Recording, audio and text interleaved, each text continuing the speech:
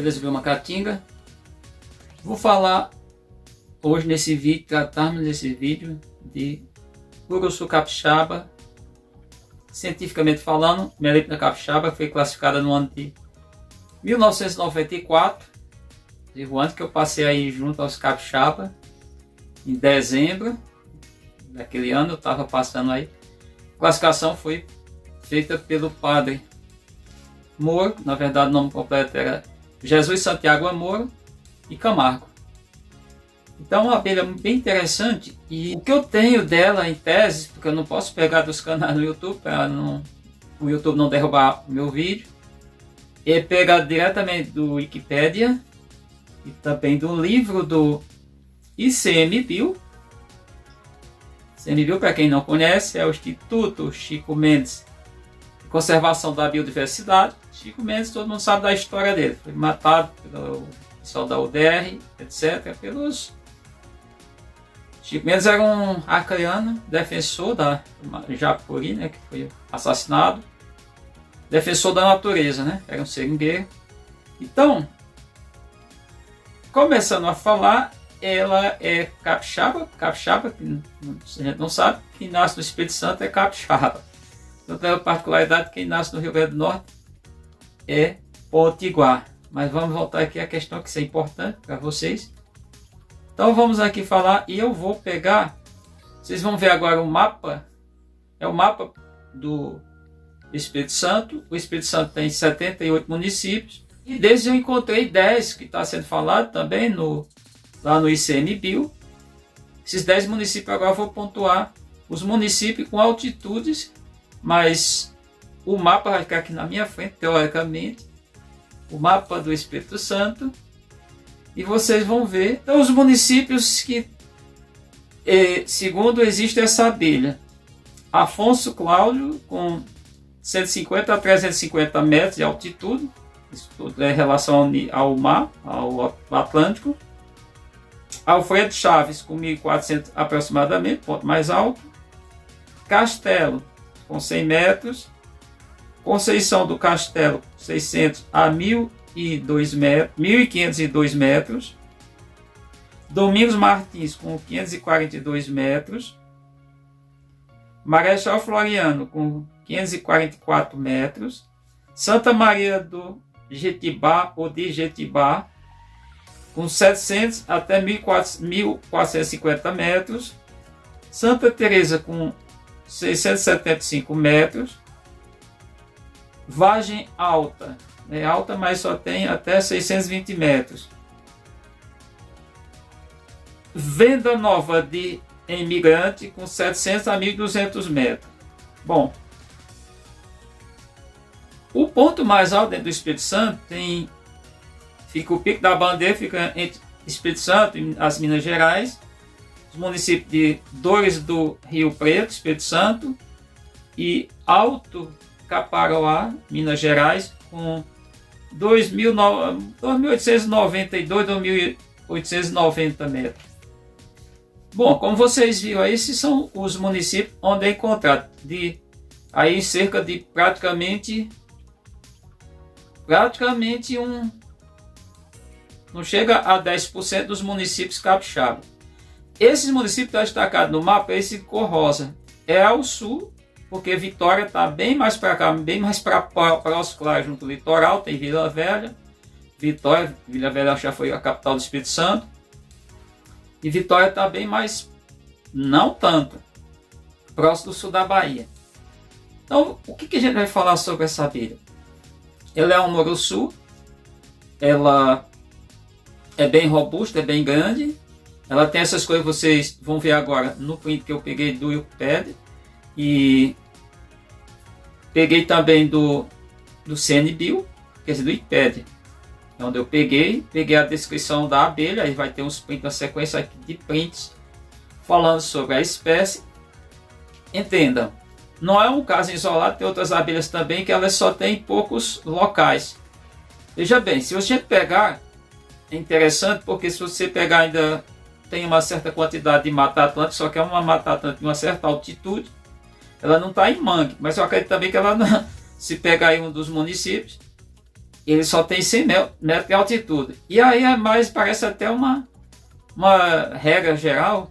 E esses pontos, essas altitudes, isso aí já é do IBGE, segundo o IBGE. Não vai ter um ponto, isso aí não é o máximo nem o mínimo, não está nessa questão, porque a gente sabe tudo que é dita lá, de 800 a 1.200 metros. Não, ela ocupa abaixo disso, pode até ocupar mais acima, não sei, porque tem os pontos aí dos municípios, chega aos 1.500 metros de altitude. O fato é que, por exemplo, no estado mesmo das Minas Gerais tem Mata Atlântica. E a Mata Atlântica, no passado, ela se estendia desde onde é Natal, no Rio Grande do Norte, até mata praticamente contínua, até Torres, no Rio Grande do Sul, mas com afastamento, Mata Atlântica segue para o Uruguai. Mata Atlântica ela não está só no litoral, também dentro de Minas Gerais, chegando até parte, em tese, do centro-oeste, quando a parte, na divisa de Minas com o estado de Goiás, tinha Mata Atlântica. E vestígio de Mata Atlântica é encontrado aqui, inclusive, dentro do bioma Caatinga. Então, entendendo.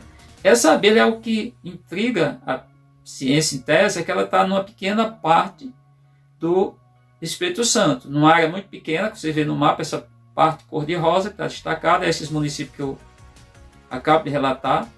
Então, ela depende de uma série de fatores que eu acredito que não é só altitude, nem clima, nem se Mata Atlântica, porque a Mata Atlântica tem uma vegetação não tão homogênea, heterogênea, ou seja, diferentes tipos de plantas, mas ela só está naquele local ali. Qual é o problema dela? Essa abelha, aí o pessoal vem tentando lacrar, que é isso que é falado, e aí é mentira, tentando lacrar. O ICMBio coloca, eu vou deixar aqui um print do livro vermelho da fauna brasileira, e o ICMBio ele coloca bem claro, a abelha, o organismo vivo, quando ele está com maior ou igual a 80% e 90%, esses dois valores, ele está extremamente, restritamente ameaçado. Ela está estreitamente numa linha daquele, é o chamado linha vermelha. Quando está de 50, maior que 50, maior ou igual a 50, maior ou igual a 70, ela está bem ameaçada.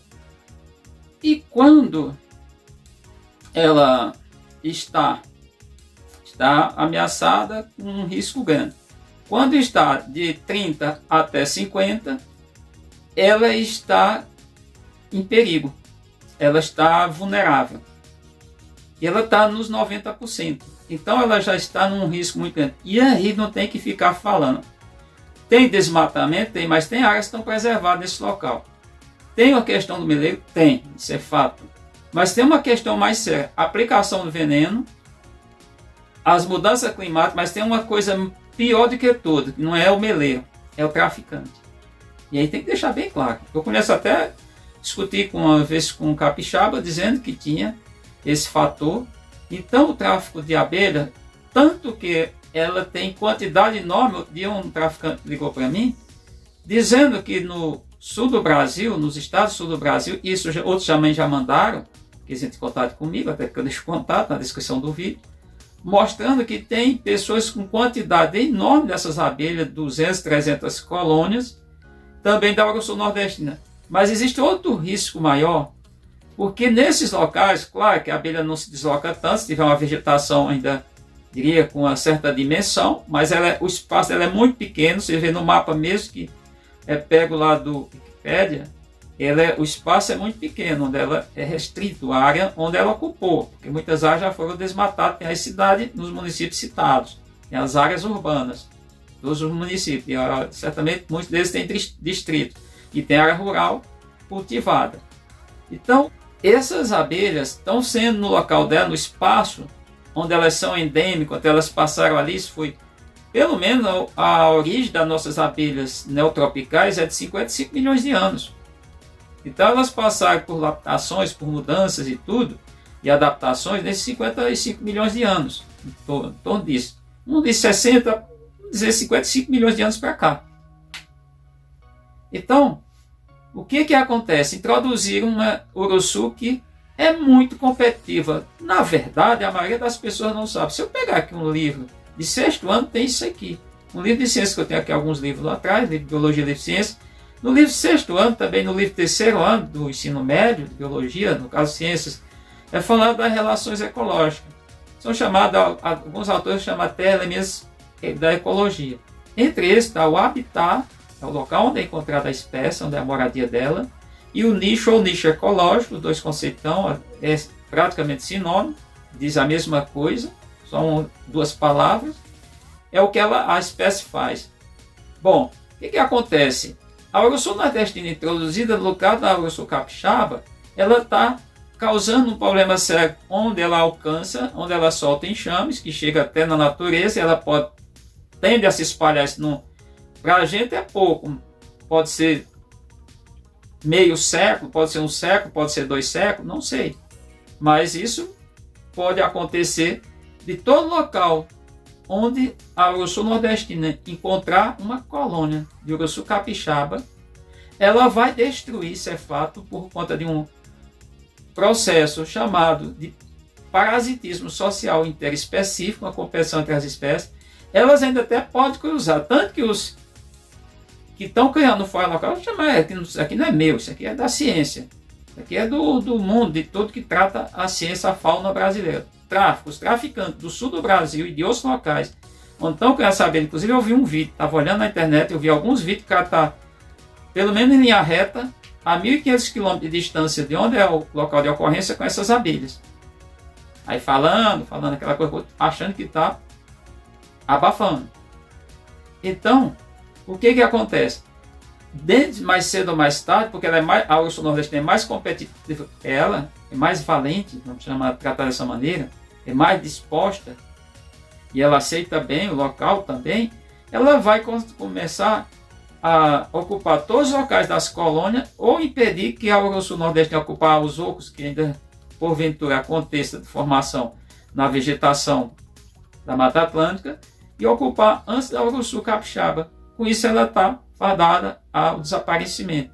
Então a abelha extremamente, não é o que tem sido dito aí, é ameaçada, apesar do IBAMA, apesar de criadores que seguem a questão legal como deve ser feita, de conservação, porque criando, se tiver uma área de mata próxima, ela pode soltar enxames, isso é fato, mas ela é uma das abelhas que está na lista, chamando listra negra. Ela também, além de Uruçu capixaba, ela recebe a nomenclatura de Uruçu preta, Uruçu negra. Ela tem essas denominações, porque ela tem uma cor meio para um marrom quase preto no abdômen. O tórax nem tanto. Então, uma das Uruçus que está ameaçada, muito ameaçada. Na verdade, todas as abelhas estão ameaçadas, por conta principalmente desse comércio que está relativizando, está passando a boiada, estão passando o rodo e estão fazendo a torta e a direita. Então, é um vídeo que eu queria trazer para vocês, apesar de eu não ter, pode até tentar contato com alguma pessoa do Espírito Santo, pode até gravar futuramente um vídeo para mim, claro, dar os créditos, no caso, dizer que foi a pessoa tal, explicar tal local, o criador, que tem os criadores que têm autorização para criar ela local, dentro do local de ocorrência. Não é dentro do Espírito Santo, não. E para a gente fazer aqui um entendimento, eu tenho falado isso. Por exemplo, eu tenho falado com outras abelhas, essa abelha é o caso. Se você está no Espírito Santo, você não pode trazer aqui para a divisa da Bahia, não pode levar para a divisa do Rio de Janeiro. Apesar dela estar mais ao sul do estado, não pode trazer para Vitória, Vila Velha, Vitória, como tem pessoas querendo lá, está errado.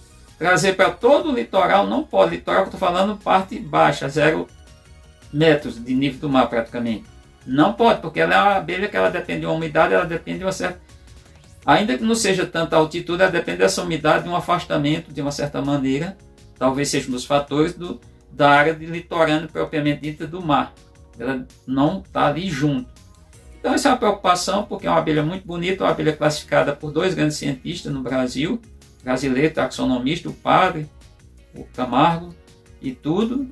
Muito nova, se a gente for pensar, comparado às outras abelhas que muita gente já conhece. Já se conhecia, os mateiros, o pessoal já conhecia a abelha, agora tratava como outra abelha, não sabia. A classificação é de 29 anos. Tá? Então é muito novo nesse ponto. O vídeo que eu trago para vocês, eu gostaria que vocês comentassem aqui abaixo o que vocês acham. Se você for do Espírito Santo, podem entrar em contato comigo, o meu contato fica aqui abaixo, se não for também. E peço por favor para assinar o canal, compartilhar o vídeo, deixar o seu like, ver os outros vídeos, tocar o sino para receber as nossas informações. Era isso.